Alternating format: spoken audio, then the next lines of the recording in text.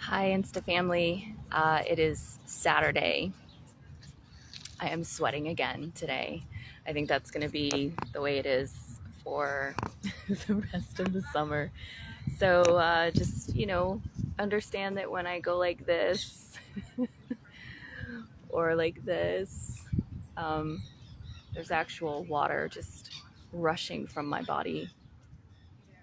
So I have been having some super interesting experiences, and if you've been watching these conversations, you get a sense of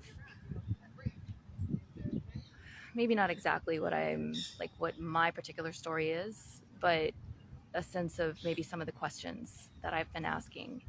And it's so cool in my experience when I come across people who are like asking the same kinds of questions.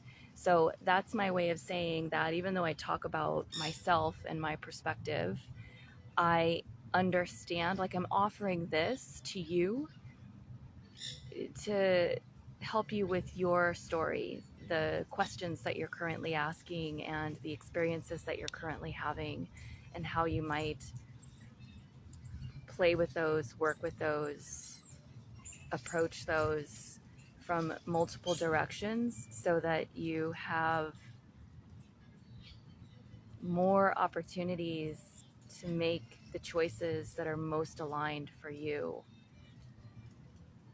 So that's why I share what I share. I'm sharing it to give you information, to offer you tools for you to explore and develop so that you can apply them directly to your own lives.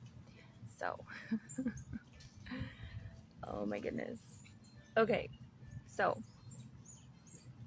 um, I guess I did. I caught my finger in a door and there's like that blood blister thing. So there's so much that I want to say. Like I want to tell you where I am and how this place feels to me, and I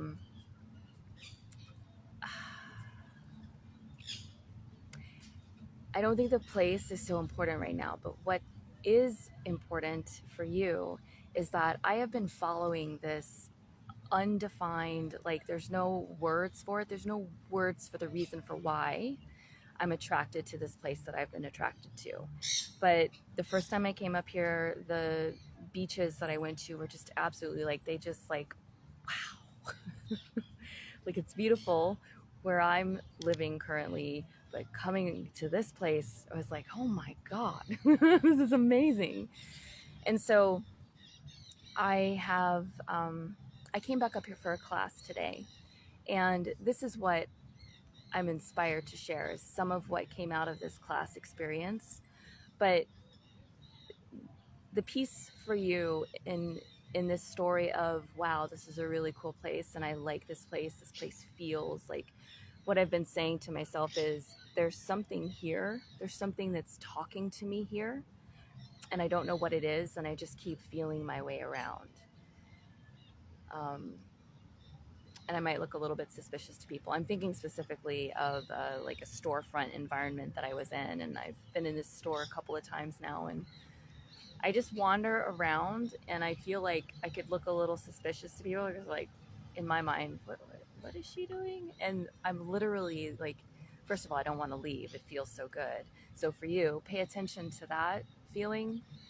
So yes, bringing it back to you, we come across people, places, events, ideas that there's just something about them that feels good.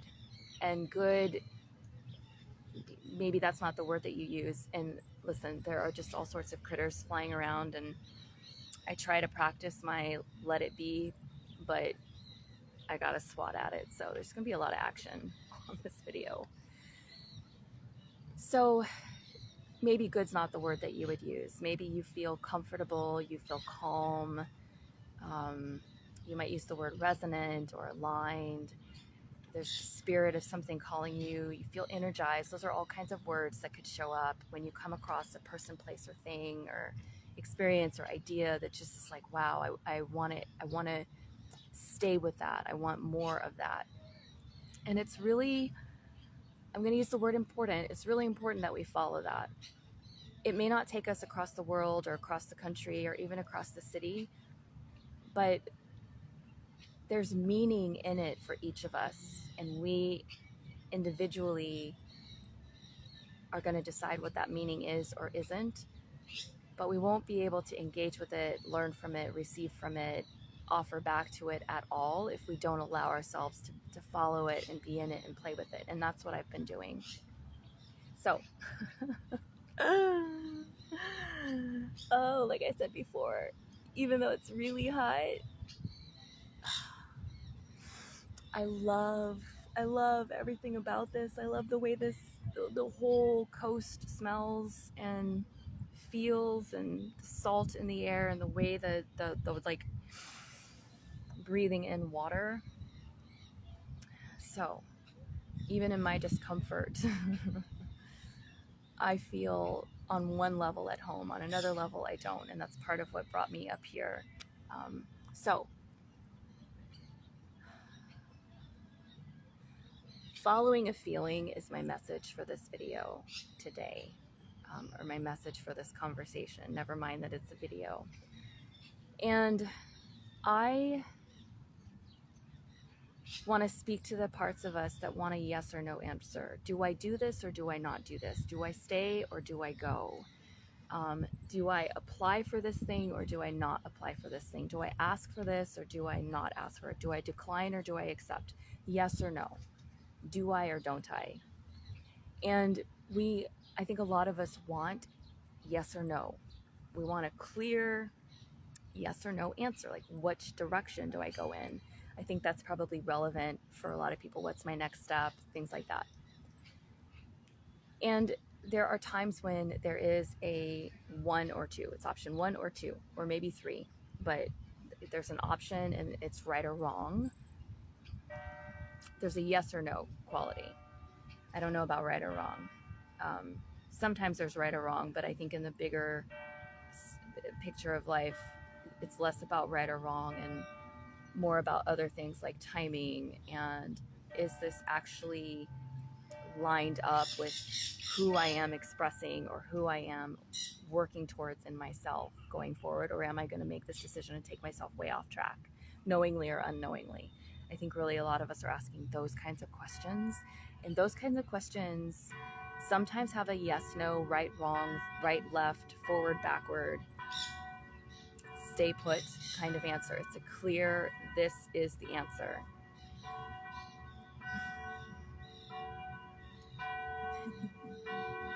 Do you hear the bells? That's what I'm stopping for.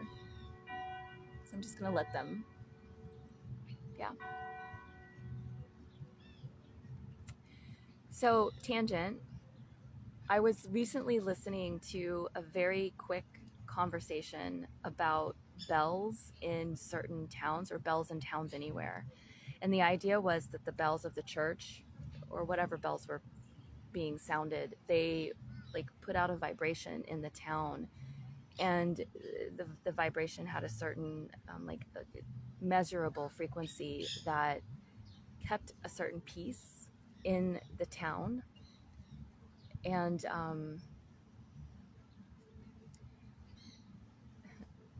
that's part of what this place feels to me like. Even though there's a lot of activity and a lot of traffic and things like that, there is a cohesion. There's a cohesion to this place that I don't experience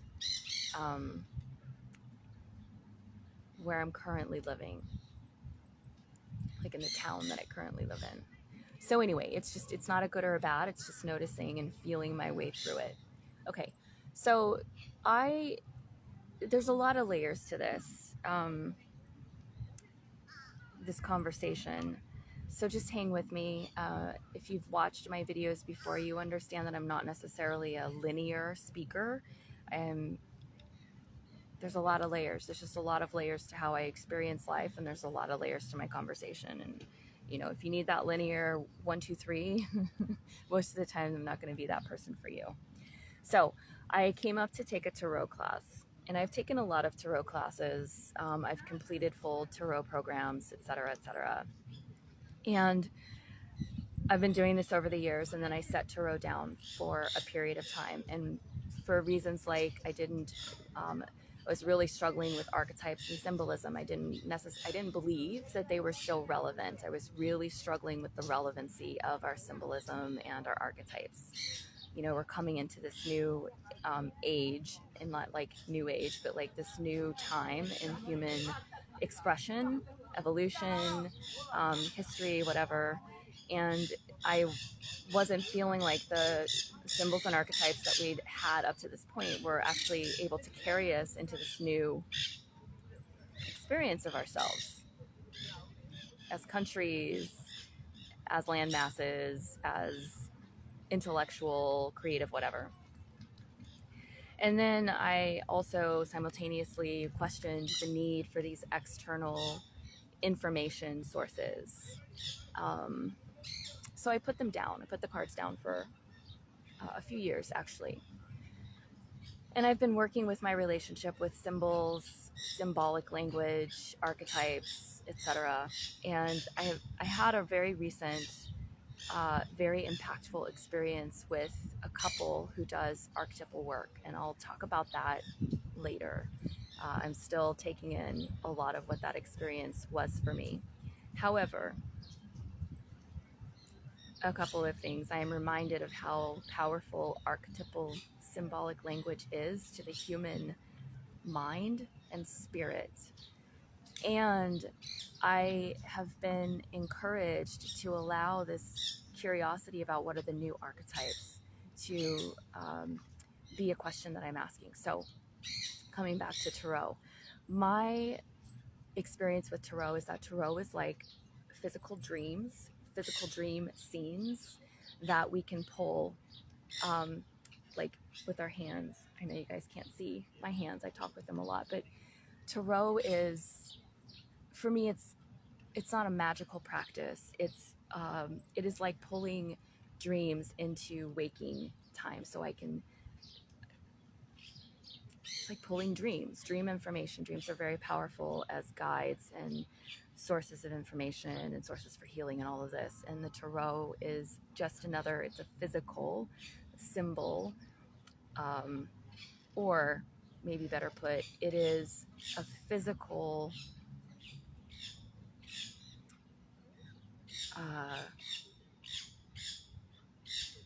mirror for our relationship with symbols. And the teacher that I took the class from today was just even more expansive on that idea for me. Like, there's the books that you can go and learn, and there's the structure of tarot, and like here's the meanings. This teacher, again, just like confirmed and validated that part of me that's like, okay, but what's the evolution? Like, here's the training wheels, and then we only ride training wheels for so long, and then we need to be able to step away if we're going to continue to ride the bike or the vehicle, and like take the parking brake off, take the extra wheels off, and ride, because we understand how to work the machinery of the vehicle. And that's where I am with tarot. And so I asked a question in our practice, and the person reading for me laid out these cards, and my question was confused. So first of all, if we're asking confusing questions, like we're asking a question and then we like switch it up a little bit, we need to pay attention to how we're languaging our questions to life. Whether you're working with tarot or dreams or just out there in the world contemplating a question, it's very important to pay attention to how we put language to our questions, because that is going to affect how we receive and interpret and process information. So she's going through this reading, and I'm not feeling clarity. I'm not confused, but I'm like not getting the clarity that I wanted. I wanted a yes or no, and that's really the point of what I'm sharing here. I wanted a yes or no, and it took me a few moments to realize, okay, I'm wanting a yes or no, and it's not coming. And I was stuck in that frustration for a bit. And then as I was driving to my next destination, the classes ended, I realized, okay, we ask questions wanting a definitive answer. And I've referenced this before in a previous conversation. Many of us are coming into a time where it is free will, it is choice, it is what do you want? What do we want? What are we willing to choose? It's not that something's going to choose for us. whether it's the structures like government, education, our job, our families, our culture, our religious beliefs, our spiritual practices, whatever. It's not the external anything that's going to choose for us. It is a question of what do we want and what are we willing to move towards. And that's what I want to communicate to you today. If you are out there looking for a definitive answer, direction on something, and it's just not coming, and you've maybe been asking and practicing this for a while, then it's time, at least for a while, to play with this idea of it's your choice. And what choice do you want to make? And coming back to feeling our way through things. When we are uncertain about what to choose, even something as simple as like, what am I going to eat tonight? This is actually a really good practice that I taught clients when I was offering nutritional coaching way back in the day. When our minds are confused about how to choose and what direction to move in, learning how to feel our way through something is important. There's a woman with a little puppy over here, and she's like clapping these birds away, and I'm not sure why. I don't know. They're not bothering her.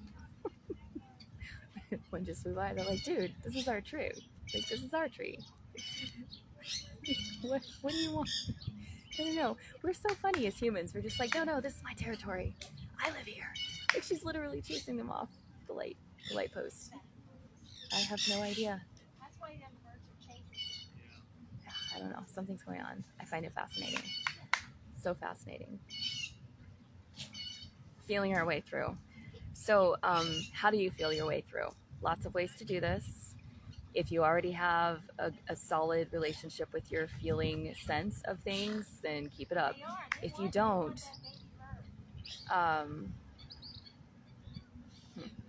interesting. Just got a little bit more information about the bird situation. Breath work. So practicing that square breath that I have taught in previous videos, and you can go online and look up square breath or 4-count breath. That is a way of practicing attentional training. That's one of the things that practicing breath work, pranayama, those are the two names that I know it under. One of the reasons why we do those breathing practices, counting, breathing, focus, is because we are training ourselves to stay focused for a period of time. And when we can stay focused, when there's a lady clapping off birds and our mind is curious about that, we learn how to catch ourselves. It's like, okay, I'm getting distracted by this thing over here. Let me come back to the conversation that I'm having. Let me come back to the message that I'm wanting to communicate. Let me come back to the question that I'm feeling around for answers to.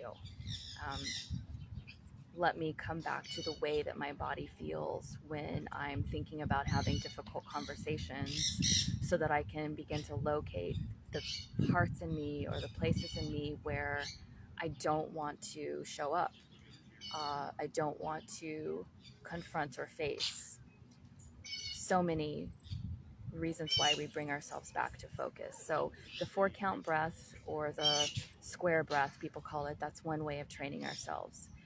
I'm going to stop with that one because that's a good basic breath technique. But if you want to go on and just educate yourself on some things, just look up breath work for focus and attention, and you'll get some options. And the idea is to practice them once or twice a day for like building that attentional training, is what one of my teachers called it, building that muscle of attention and focus. And that, in addition to bringing some stillness to ourselves internally, so that if there is, not if, but when there is noise, distraction, things pulling our attention around us, our children, our jobs, arguments, things on the newsreel, music that we don't like, food that we are not into, like we don't like distractions and noise from the outside world. even when there's noise from the outside world, when we've got that practice of attentional training established in us, we can still feel ourselves in the noise of the world. And that is what is so important when it comes to making decisions, um, making decisions for ourselves. So try not to complicate that, making decisions for ourselves. So I don't know if she's going to stay here all day. Yeah. There's a baby bird over there, and she's trying to protect the baby bird from these crows who are really going after it. But I think the baby is on the ground, so unless someone's going to take it home, or unless she's going to stay there all day and protect it, it's probably going to become someone's dinner. Mm-hmm. Yeah, so I am out here having amazing experiences, and I am doing it while there's still no plan, there's no clear direction in terms of my intellectual understanding of this. There's a couple of really good options for which direction I can go, and that's what I've been trying to figure out with my mind. And I realized today again that this is not a mental question that I'm asking. This is a feeling question. And that's really the essence of what I'm wanting to communicate as a tool for those of you who are facing some big questions in your life right now. How do I choose? What do I choose? When do I choose? The logistical details, those are going to be important. However, those are in service to the feeling direction that's guiding you. Our brain is really good at strategy, and strategy is necessary when we understand what it is we're creating, where it is we want to create it. And those are the less logical things, because you might be pulled in a direction that makes no sense. You might want to create something you've never created for and you have no idea how to go about it. Well, you can't logic your way through that necessarily. That's going to be a partly inwardly instructional, like intuitive, like, oh, that looks like a piece that could fit into my thing that I'm building.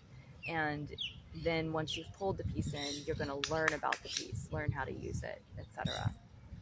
Okay, I'm going to go ahead and wrap up because this bird situation is, I don't want to focus on the conversation anymore. I'm just going to enjoy what's happening here in front of me.